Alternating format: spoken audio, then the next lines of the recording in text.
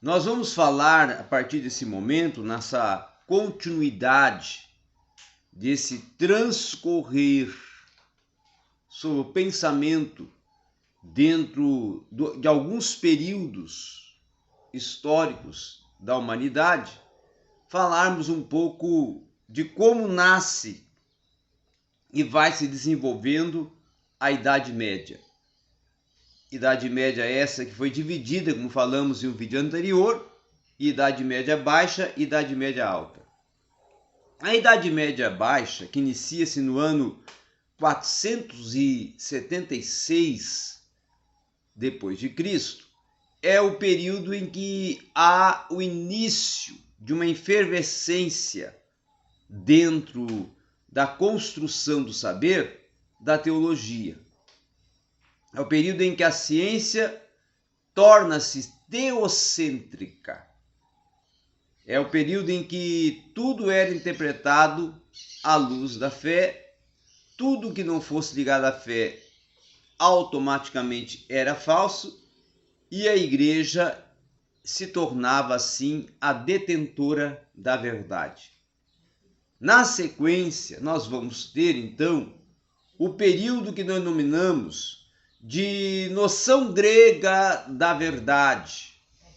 E aí surge a verdade lógico-racional, tá? E também é o período que podemos aqui colocar que vai se propor a defender também a noção medieval de verdade, aonde a verdade era revelada pela fé e através da fé.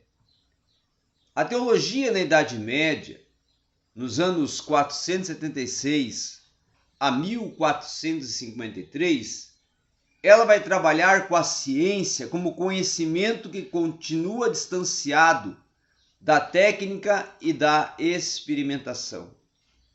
As elites, nobreza, clero, levavam vida aristocrática, valorizavam o ócio, desprezavam as atividades de contexto prático. Tá? Então o corpo era desprezado, era castigado, e a preocupação fundamental nesse momento era a salvação da alma de acordo com o que a tradição da igreja defendia, oprimava. A teologia que tinha grande influência, principalmente a teologia de Santo Agostinho, 354 a 430, aonde em uma das suas grandes obras, que era basilar para esse período, a Cidade de Deus, defendia que os homens viviam na cidade onde reinava o pecado e deveriam caminhar para a cidade da graça, a cidade de Deus. Já Tomás de Aquino, com a sua Suma Teológica, ele vai defender que uma filosofia cristã, ela era chamada filosofia escolástica, que estudava as relações do homem com Deus. Então, tais como os estudos da antiguidade, eles também eram estudos normativos de uma finalidade única. A Idade Moderna, com a sua revolução científica, a partir dos anos de 1453, ela vai trabalhar dentro de novas propostas. Então, os séculos 16, 17 e 18 vão ser séculos em que o período da transição, da prerrogativa, da substituição da concepção finalista e normativa da sociedade vai surgir com a proposta de uma representação positiva da vida social. Com isso, os seus antecedentes vão ser, claro, a crise do sistema feudal no século XII, depois a estagnação da técnica e da agricultura, a falta das terras produtivas, o excesso da população nos feudos, o misticismo religioso por fim. E o que vai causar isso? Vai causar o início propulsor das cruzadas. Cruzadas essas que vão trabalhar um novo tempo dentro da construção do pensamento.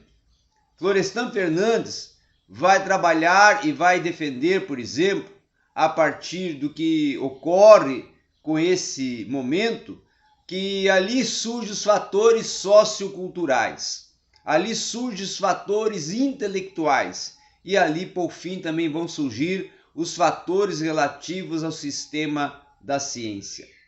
Os fatores socioculturais seriam aqueles em que primam a ascensão da burguesia, a formação do Estado Nacional, a descoberta do novo mundo, a revolução comercial e a reforma protestante.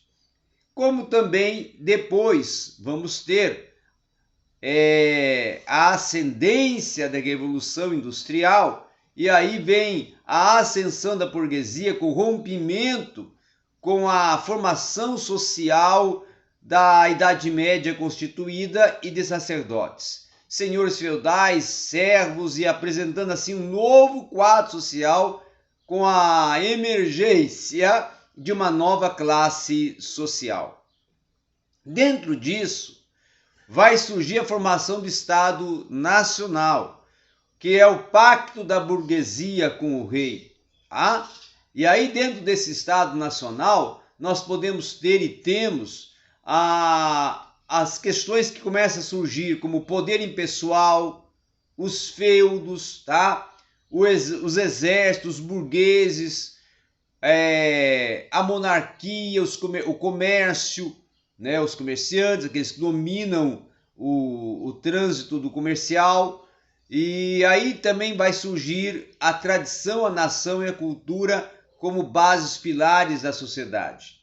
Dentro dessa questão, nós vamos ver que na descoberta do novo mundo, tá? Ela propõe uma abertura para uma nova realidade diferente do mundo europeu, até com novos feudos e com novos modos de pensar e de organização social. Uma revolução, então, comercial, que é a formação de grandes potências nacionais, grandes companhias de navegação que surgem e também de desenvolvimento do mercantilismo, tá? Uma outra questão importante a ser considerada é já agora a reforma protestante. A reforma protestante que ela tem o seu espaço, o seu início propulsor no ano de 1516, com a ruptura da unidade católica do Ocidente, rompendo com a concepção passiva do homem entregue unicamente aos desígnios divinos. Tá? Então a Europa, nos séculos XV e, vamos dizer assim, XVI, ela era trabalhada com as seguintes propostas ou elementos a ser pensado. Primeiro, se governava mediante monarquias autoritárias, tá? Era uma exploração de colonização dos continentes, vivia-se numa época de grande esplendor cultural, que era o denominado Renascimento, e dividia-se a causa dentro de propostas de domínio. Com a reforma protestante, protagonizada por Martinho Lutero, vai se surgir a situação da crise em que vivia a igreja, vai ser estampado isso, né? E claro que aí vai também surgir as guerras das religiões na Europa, e aí surge com isso o luteranismo, o anglicanismo e, por fim, o calvinismo. Tá? Já dentro do século XVIII, aonde vai entrar a Revolução Industrial, nós vamos ver a desagregação da sociedade feudal, a consolidação da sociedade capitalista, com a mudança inclusive na ordem tecnológica, econômica e social, como um novo modo de produção e até de novas relações de produção. Tá?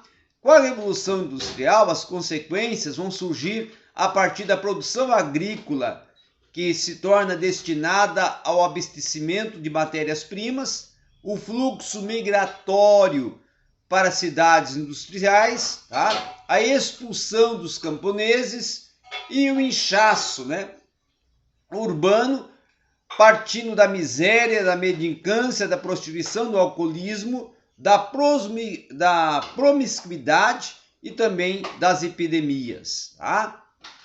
Outra questão também a ser considerada, dentro dessas consequências da Revolução Industrial, é o aparecimento de uma nova camada social, o operariado, e a consciência da classe, a formação de associações e sindicatos e o enriquecimento da burguesia. Já na transição de fatores intelectuais, nós vamos ter as mudanças nas formas de pensar, nos modos de conhecer a natureza e a sociedade, a elaboração de um novo tipo de conhecimento, que é o conhecimento baseado na objetividade e no realismo, e a separação entre fé e razão. Aí surge então o renascimento, o utopismo, o racionalismo. Esses seriam os alguns pilares que vão constituindo os fatores intelectuais, tá? A saber, como eu já falei, o renascimento, o utopismo, o racionalismo, a filosofia da história, o iluminismo, e aí por fim vai desencadear a Revolução Francesa. Revolução essa que vai iniciar-se com a proposta de algumas questões pilares, como dentro da fonte do Renascimento, o teocentrismo para o antropocentrismo. Tá? Então há uma transição entre o teocentrismo para o antropocentrismo.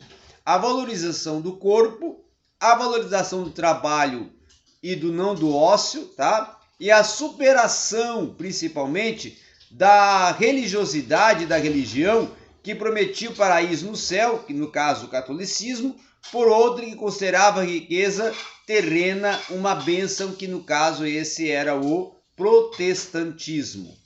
Tá? Então o Renascimento ele vai inspirar o humanismo, que é um movimento de artistas e intelectuais que defendia o estudo da cultura greco-romana e o retorno a seus ideais de exaltação do homem. Depois nós vamos ter também o utopismo, tá? Que é o florescimento das utopias e descrições de sociedades ideais aqui na Terra, a partir da utopia de Tomás Moros. Tá? Outra questão também que devemos considerar é o racionalismo, que é o emprego sistemático da razão como consequência dessa autonomia diante da fé. Aí vem o Príncipe de Maquiavel, né, com o estudo sobre a origem do poder, que vai ser uma obra que vai estar influenciando esse período.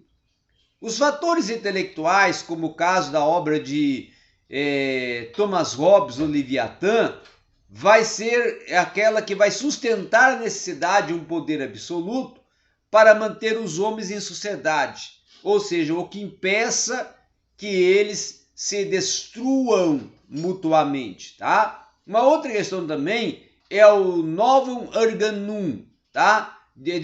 Que é uma obra de Francis Bacon, que vai apresentar um novo método de conhecimento baseado na experimentação, tá? Já o discurso sobre o método de René Descartes vai afirmar que para conhecer a verdade é preciso inicialmente se colocar dentro de todos os nossos conhecimentos a dúvida. Então a dúvida deve estar presente para causar o conhecimento. Esse é o método descartiano, tá? Ele vai ter uma grande, vamos dizer assim, frase, lema, que é: se eu duvido, eu penso, e se penso, eu logo existo. Tá? Então, vem depois, na sequência, a filosofia da história, dentro ainda desses fatores intelectuais, que vai primar pela ideia geral de um progresso dos filósofos da história, influenciando a concepção que o homem começou a ter do tempo. É o homem que produz a história, então o tempo ele é influenciador e é promovedor da história.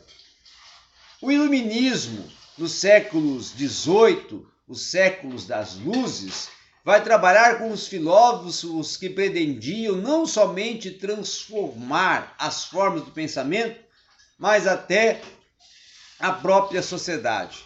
Eles afirmavam que à luz da razão era possível modificar a estrutura da velha sociedade feudal. Então a razão poderia trazer um novo recomeço para a sociedade, a partir da desconstrução do que primava a sociedade feudal. Já com o frontispício da Encyclopédie Française, isso em 1772, é desenhado e proposto uma nova ornamentação a partir do que propõe o Bonaventure, tá? Louis Prévost, que com essa obra do frontispício Encyclopédie Française, ele vai trabalhar o simbolismo da figura do centro, representado a verdade rodeada por uma luz intensa, que seria o símbolo central do iluminismo. Então essas duas outras figuras seriam já a razão e a filosofia, que estariam retirando o manto sobre a verdade. Tá? Então a razão e filosofia seriam as responsáveis, segundo essa obra, de retirar o manto sobre a verdade. Para concluir, vamos falar um pouco agora de Condorcet, ao qual surge nos anos 1772 com a sua proposta de aplicar os estudos matemáticos aos estudos do fenômeno e dos fenômenos sociais. Depois vamos ter também a imponência de Montesquieu, que vai defender o espírito das leis, defendendo a separação dos poderes do Estado, definindo a ideia geral de uma lei com uma relação necessária que decorre da natureza das coisas e afirmando que os fenômenos políticos estavam sujeitos às leis naturais e também às leis invariáveis. Então, era essa a proposta que tínhamos para hoje, para estarmos aqui argumentando e tratando nesse lampejo filosófico.